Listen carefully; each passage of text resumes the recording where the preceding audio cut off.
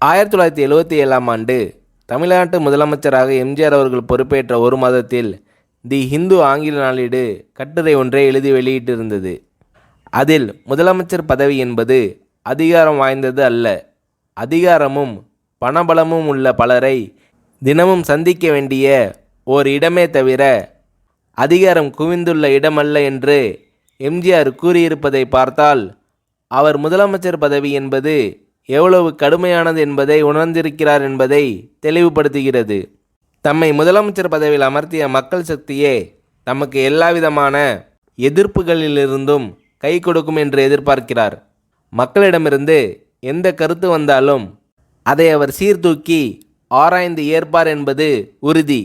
நல்ல உடல் ஆரோக்கியத்துடன் இருக்கும் எம்ஜிஆர் அவர்கள் உற்சாகத்துடன் ஏழை மக்களின் வாழ்வை முன்னேற்ற முடியும் என்ற நம்பிக்கையில் இருக்கிறார் என்று குறிப்பிடப்பட்டிருந்தது.